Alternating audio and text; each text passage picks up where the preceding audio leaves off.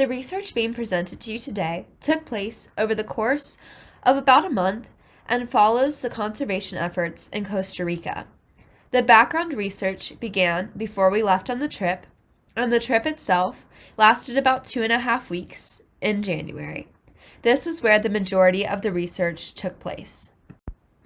The research question I wanted to answer throughout my time in Costa Rica was, how does Costa Rica create methods of sustainable conservation practices? I went about finding this in multiple ways. I began by looking at research studies that had already been conducted that I knew were peer-reviewed and good, reliable sources for the foundation of my research. Then I went on and conducted the majority of my research through interviews and learning from the people in Costa Rica. So in conducting my research, I really wanted to look at the problem that caused such a need for these conservation efforts in Costa Rica. Going forward with that, I wanted to look at what they're doing now to combat that. For me, the major problem that I found in all of my research was this problem of deforestation. This happened in the mid-1800s to 1960s, when they tried to clear out the forests to create more space for farmlands. This in turn created a lot of ongoing problems for the country. I found in my research that they have been working on forest recovery as a country. This land has been cleared as they became a more agricultural society, and it caused a lot of problems with the animals, ecosystems, and water sources that resulted because of that. Something that has been done recently that they're working to create more legal boundaries to decrease and reverse the effects of what has already happened. To begin, they have chosen to designate a forest area. These are protected lands that can't be altered. They also began to pay landowners to practice more sustainable practices in their farming. And finally, they have set boundaries to limit the amount of land removal that's allowed. This is an attempt to limit the deforestation and the terrible things that can result from it, like a lack of oxygen and animals and plant species going extinct because their ecosystems have been destroyed. After I had discovered this problem of deforestation and how it had affected the country so immensely, I wanted to look at what they were doing to change that, because I think there are a lot of problems that we acknowledge as problems but fail to do anything about. But I knew that Costa Rica was somewhat different and that they were working to combat these problems that had occurred. I wanted to look more in depth at the specific ways they were going about doing that. To begin with, I looked at how they were educating about these issues. They're educating the youth of their country because they understand that the youth is the future and something needs to change. So they implemented this concept called communication, education, and public awareness and participation strategies, which is just a fancy way of saying that they are educating and getting word out about the problems that are going on. They talk about how the environment has been impacted and what individuals living in Costa Rica can do about the future sustainability of the country. This is to encourage a more environmentally friendly living environment and more sustainable methods of living. They want to support what they're preaching, and they're helping educate younger generations because they see them as the future. Adults at times can be less open or willing to change how they live. But by starting with kids in Costa Rica, they hope they will live out their whole lives in ways that are more sustainable, better for the environment, and more helpful for the country. So I looked into one specific example, and it's the Cloud School in Costa Rica. The school's mission is to encourage their students to change the environment for the better. Their curriculum is centered around teaching basic subjects like math and science through the practice of reforestation.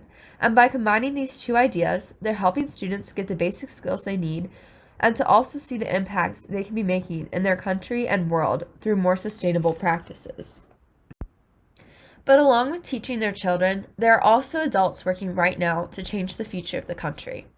One specific way they've been working to do this is through protected areas of land.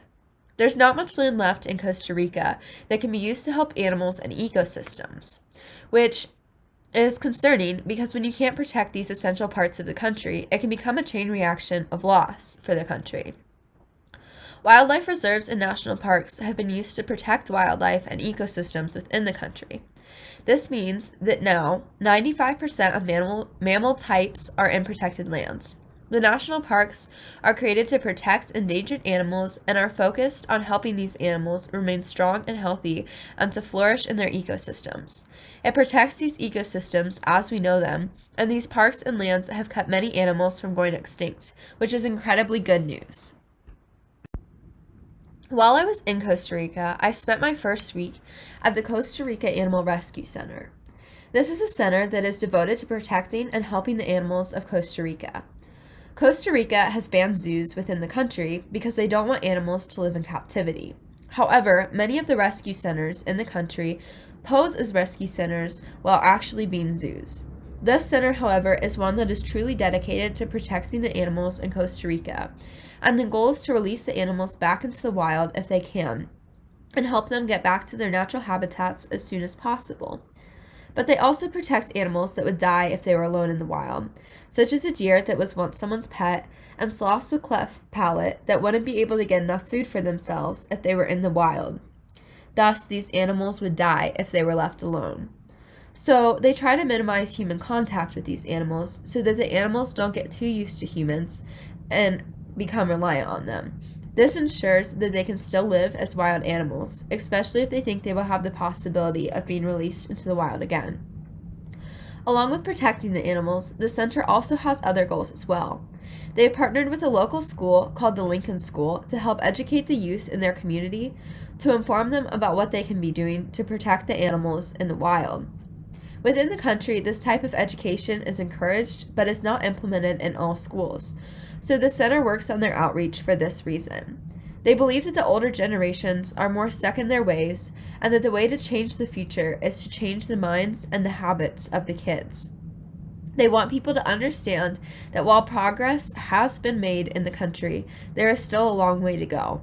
They want the government to be educated as well as the university and public schools, and they understand what the country is facing and why there's such a need to educate and to work for the cause. A huge problem that I became aware of while studying Costa Rica is animal trafficking.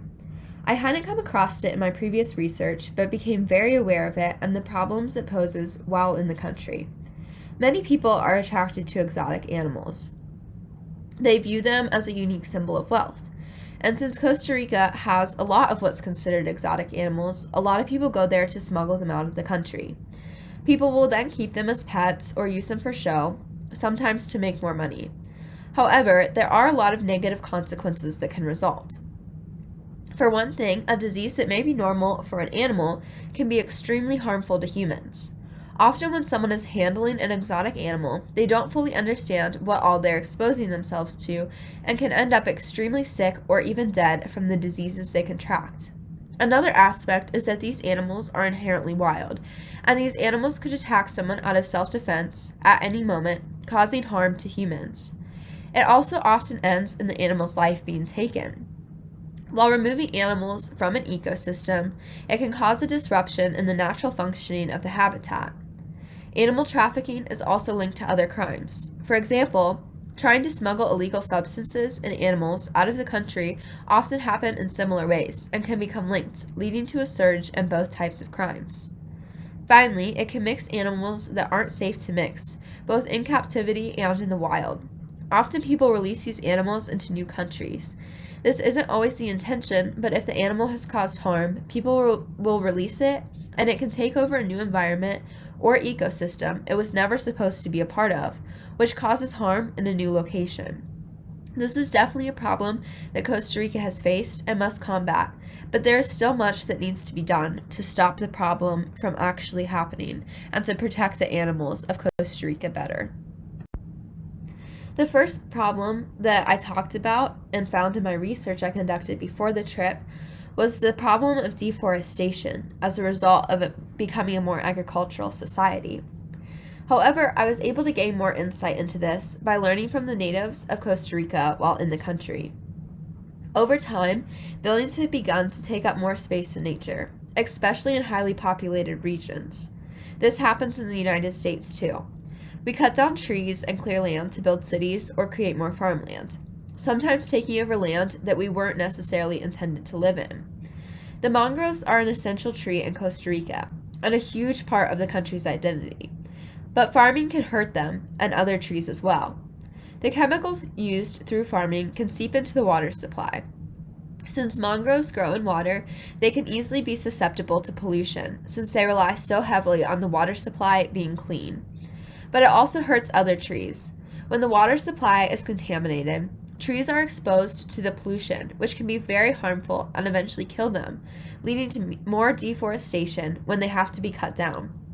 Forests are a huge part of ecosystems, and when taken away, it harms animals and other plant sources that are a part of that ecosystem. People need to be more aware of how one forest plays into the ecosystem at large.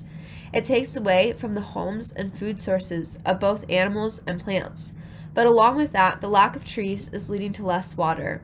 So some individuals are working incredibly hard to plant more trees, thus recovering the water, oxygen, and food sources needed for the survival of both animals, plants, and humans. While in Costa Rica, I was able to learn from some current students at the University of Costa Rica who are in the ecotourism major there. They enlightened us to the challenges that Costa Rica has faced as a country and some of the achievements they've accomplished to combat these negative things that have happened to them. I want to start by explaining the challenges.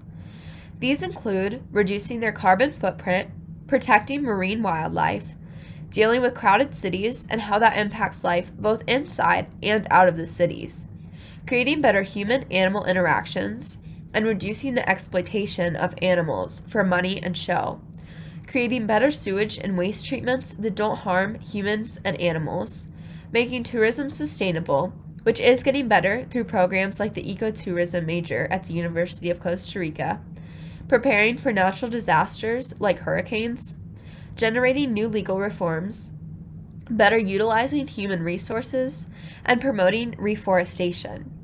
All of these, among other ecological and general challenges that the country has to face together. But there is good being done in the midst of these challenges, which I'll talk about next. In order to end on a high note, I'm going to cover the achievements the country has accomplished. First, they've created more sustainable energy sources like wind and solar. Next, they are establishing more sustainable tourism practices through programs like the ecotourism major. They're trying to educate future generations through their university programs and through implementing more sustainability into public schools and more sustainability education as well, like the Lincoln School that the Costa Rica Animal Rescue Center has partnered with. And finally, they're utilizing more national parks and protected lands to help ensure the health of their country. A quarter of the country is considered protected lands, and roughly 2.5% of the waters are marine protected areas. Costa Rica is a country that has faced a myriad of struggles, especially related to sustainability, but they are truly focused on the future and the improvement of their country, because they know that they can be the change. Thank you for listening.